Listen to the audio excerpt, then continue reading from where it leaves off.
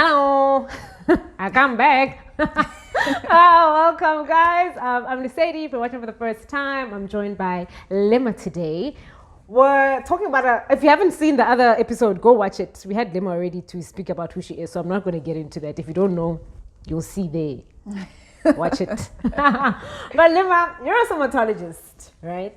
Mm-hmm. And I remember when we were growing up, like, you started growing hair, you're playing netball, it's not looking good. And I just use shaving cream. Mm. But as I grew older, I found out things like waxing and what's the other one? Like shaving with the razor and soap, sunlight to be specific, the green bar, and laser. Mm-hmm. And I was like, okay, shaving works, so let's move. Mm-hmm. But what's the difference between waxing, laser, shaving with thing and shaving with the cream thing? I don't even know where to begin. Yeah. But yeah, like explain them and then we'll get into it. Yeah, okay, cool. So shaving and using the cream, the depilatory cream, so the one that you just apply onto the area, and then you just wait for a few minutes, and then just remove it, and with maybe with a cloth or whatever. And well, those two do sort of a similar job. Yes. So they sort of remove the hair just on the surface of the skin, and that's just that. The hair then grows in for some people, depending on the hair growth. 2 days. Like 2 days later, or some people can just start seeing it maybe 4 days later or whatever. The hair just grows back quicker, it grows back coarser as well.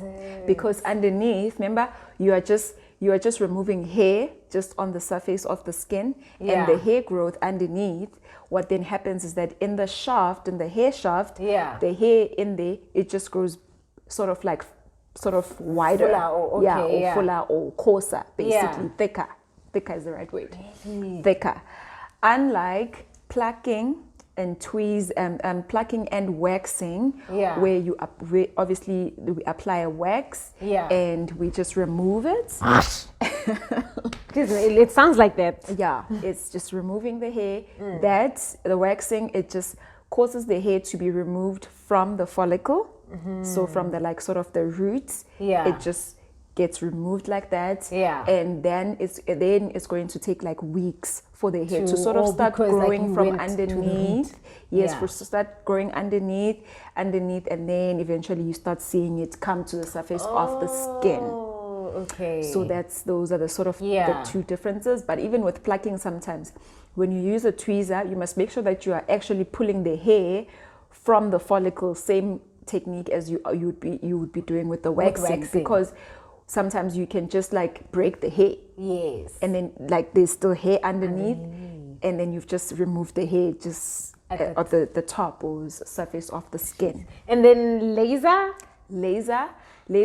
basically works. There's different kinds of lasers, but laser basically works to just kill the hair growth. It uses different wavelengths or beams of differing wavelengths, where the laser gets in there and causes like a burn or like a damage to the hair follicle.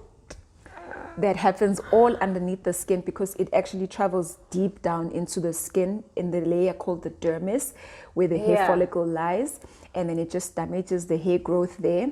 And then once it's damaged from the hair follicle, then you start seeing the hair just sort of like gets pushed out that shaft, because sometimes when you shave, when you go for laser, they'll shave the hair from just the top. Yes, shave, not wax. Yes, just shave. Yeah, you're not supposed to wax, because there's nothing to laser if you wax. Okay. Yeah, so just shave off the hair. Yeah. And once you've shaved, you sort of kill the hair, you damage the growth of the hair from underneath, and that hair that was left in there will sort of be pushed out, and as you'll think that there's hair growing, and it's just like that hair that was left over and just like getting shaved off. Yeah, so then that happens, it sort of makes the hair growth slower, and eventually to make sure that the hair doesn't ever grow in that specific area. So that's obviously the better option, because that helps with ingrowns, especially with areas where you don't want to see the hair growth ever in that area, in that specific area. Be it underarms, bikini, legs. Yeah. People just don't want to see hair in those specific areas. It is quite pricey because obviously when you look at the three, using the creams and the stuff to shave, yes, that's cheaper. The waxing is relatively cheap because probably you spend for underarms, probably just 90 rand to just wax underarms. Yeah. But for laser, could be just 450 to do underarms. And just one session, by the way. And you need about how many sessions? Like 6? Very good laser machines, you need about 8. So you need about 8, very good. But you get laser machines that are the quality is really bad, and the less expensive ones, you'll go for like 20 treatments and there's still hair growing there. And then like, doesn't eventually your body, because you're saying you damage the, I don't know what level you called it. Yes, you damage the growth of where the hair grows, so in the follicle. Yeah. So doesn't your body just like, body repairs itself? Eventually, doesn't your body get to a point where it's repairing itself and then your hair starts to grow back, even if it's like 5 years, 10 years from now? So, or do you damage it to a point where there's never... Yeah. So there can be like 1 or 2 hairs that can grow, like, or a few in that same area. So then you can just come back after whatever some time. Yeah. And just come for like one session where we just like zap that and you're just gone. So it can also take time again until it can grow, but eventually there shouldn't be any hair growing unless you fall pregnant, because when you fall pregnant, then the hormones also then are all over the show, and then hair growth can be stimulated in that area again. But even then, it's not like full on. So if we've done underarm and if you fall pregnant, there's just going to be like some parts, not like an entire underarm that's going to grow hair again. And isn't it dangerous, or like what's more dangerous for the body? Like, let's say you've got a good therapist or somatologist and they know what they're doing, good company, like everything is fine. But what would you say, or what would you advise people not to do if they want to remove hair, whether permanently or temporarily? Okay. So with lasers, the only risk would be to cause a burn, because there's different skin types in terms of Fitzpatrick scale. So there's skin type 1 to 6, and you and I are skin type 5 and 6. Okay. So darker skins. Oh, okay. I was about to say, how do you know that? Yeah, darker skins. Yeah. So like a person who's got a very fair complexion, a white person, blue eyes, red hair, could be like a skin type 1. And then you get, so like the darker, even like white people who have like a tone that's a bit darker, you find that they're skin type 3, sort of like the Italians. Yes. They're that kind of tone. Yeah. And then you get like people who like who look like Alicia Keys. Yes. Those are like skin type 4. Yeah. And then 5 are like sort of like you and I. Yes. And then darker skins are like 6. Yeah. So then what happens with that is that laser, when we do laser, like really good machines of laser, I'm not talking like the very cheap ones, very good laser machines, you set it. You sort of set it to say, now we are doing a skin type 5. So you need to lessen the intensity of the heat, so that you are not going to cause a burn. So then that's where the risk lies. You know, that if you don't set it properly, if you tell the machine that you're doing a skin type 4 when you're doing a skin type 6, the machine is going to set itself to think that it needs to produce this much heat to cause that sort of damage to that follicle, and yet you're causing a burn. So that's where training is really, really, really crucial. And very careful when you go to a laser place. Make sure that they're accredited, they have like the right certificates to actually be doing laser, because you can actually cause a burn. I don't know if I still have the pictures I was going to show you, and if I've still got, I'm going to send them to you so that you can show. I've got a lady who had like marks. So these are like marks, prints of like the laser machine.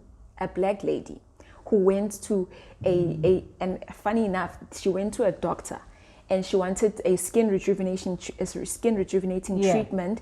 They did an IPL for her. What is an IPL? It's also a laser. You're coming through.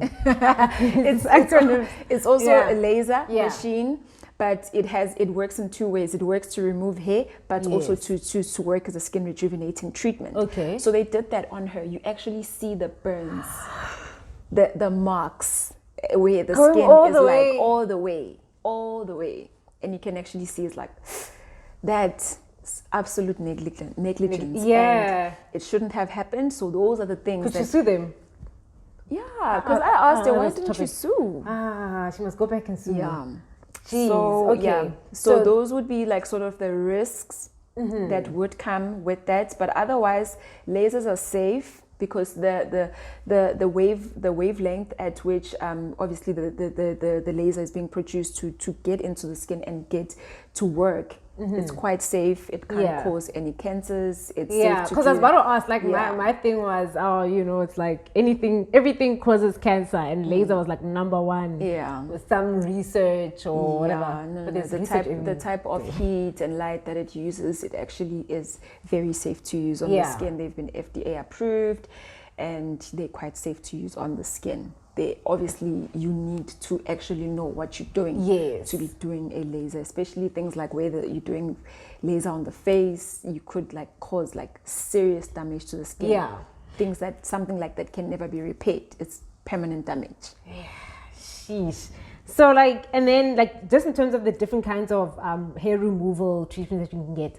So would you, is it advised that, okay, maybe legs you use like the blade, underarms you can wax, bikini area, I don't know, lasering, like does it matter what kind of hair removal treatment, or I'm using treatment very loosely, to remove hair certain areas? Yes. Okay. So it depends on your tolerance to pain and your discomfort. It depends on that. So if you come to me and I offer waxing and I also offer laser, we can do, some people can do laser on the underarms because they can tolerate the pain, because for really good machines it actually is quite painful. Really? What does it feel like? Like a thing? It feels like, like a rubber band, if I could just do that, but heated. Like it's such a very uncomfortable sensation. Yeah. But it doesn't last long. You just do it for that time. It's very uncomfortable for that time, and it just goes away. And when you're done, we're done. Yeah. Yes. It's just it's that time. It's uncomfortable for that time. Same as waxing. Uncomfortable for that time. As soon as you walk out, you're like happy. Let's move, free. Enjoy the rest of your day, ma'am. Goodbye. Yeah. So that's that. So it just depends. So on the legs, people like to do a strip wax. It makes makes the skin look very nice and smooth, but it also just does exfoliation. So it improves the tone as well of the skin. So it gives the skin a nice, very bright complexion. Yeah. So waxing also, some people obviously choose to wax underarms and bikini, even though bikini is quite uncomfortable. It's actually like a bit painful to wax, but people who are now used to it, they love it. They love the feeling afterwards. They love just the cleanness. And so it doesn't really matter whether you wanna strip wax here, strip wax there, shave over here. So it's just that I can't advise with shaving because I'm not a huge fan of shaving. It causes a lot of ingrowns. Oh, okay. It causes ingrowns. Which shaving? This one or the? Either. Is it? Either or. Yeah, it causes a lot of, it causes ingrowns. It makes the hair grow back quicker, go back coarser. It's just, as the hair grows, it's just coarse. And also it's just the area, it just can feel very rough. Or else with waxing, it's just so smooth. Waxing is so so for large areas, strip wax is advisable for like large areas like the legs, the back, the chest, the tummy. So maybe like smaller areas, you would have to do like another type of wax. It's called hot wax. So it's like beeswax sort of. You just apply it onto the skin and just remove like that. Oh, these bees don't even know what they're doing. They're not only doing honey. Oh my word. Oh my gosh, Lima. And then, but then in terms of like shaving cream and using it on your bikini area, is that dangerous? It isn't really dangerous unless you now apply it into the more very sensitive areas in between the labias, but it's not really like it's not going to change your pH level. You're just going to burn or whatever the case may be. I wouldn't really advise anyone to go deep in there or deep down in like between like, you know what I mean. I wouldn't advise, because obviously it can get to parts where it's not supposed to. Yes. And it can sting, can burn, and causes like that pH change, as you said. Yeah. But here, just on top, it's fine if you want to choose to do that. But it's going to come back. It comes back fuller. Yeah. With a vengeance. Yeah. And if you do have like ingrown hairs, wherever it may be, is there some way or some treatment or something exfoliate. What do you exfoliate with? Exfoliate. Is brown sugar exfoliation? Yeah, it can be. But like in certain areas, you can just use like a loofah or an exfoliating glove. Just exfoliate that area. It's like nothing, like no sunlight. It's just dry. You can actually just exfoliate that area with just water. Loofah, or just dry. Yeah, no water, nothing. Isn't it painful? It can be painful, but it's not painful. It's just like just feels rough on the skin, but you're just exfoliating, and it looks very nice afterwards. After how long? Immediately. Really? It feels very smooth. You must recommend, like, I don't know, there's like exfoliation gloves and know stuff. that the sack, the orange sack that we used to use. Oh, really? Like, Oh. Remember that the feeling afterwards? No, I don't. Very smooth, I don't. I hated that thing. Like, it was sore, but the skin feels very smooth afterwards. Okay. Because you're removing dead skin cells. So you see, Black people have been about. We've been about this life. We didn't even know. Even though, like, my grandmother used to use that sack and we used to burn. I was like, go stop. Okay, so even that is like fine. You see why I talk to you, because then I thought you were going to say something. You must go to some discount that aisle that nobody goes to, and then pay 1,000 rand just trying to get a glove. But cool. Thanks, Lima. Closing advice for any shaving people out there, or like waxing, carefree. Yeah. Okay. Cool. So I think waxing is still a sort of better option from shaving, but also if you're tired of waxing, laser is then the best solution. Yeah. So you've really just kicked out all the myths for me. I literally thought waxing and lasering are coming for my life. So thank you, Lima. And if you want to get a hold of Lima, I'm going to keep the contacts here for you to contact her, go see her, go get your ingrown hair. You'll see the video. I asked you the ingrown hair video because I saw it on your Instagram. So if you have any questions, you can ask us to ask her, or you can go straight to her. But thank you so much for watching. And Lima, thank you for coming again. Thank you for having me. Enjoyed this. Carefree. We out. Howdy.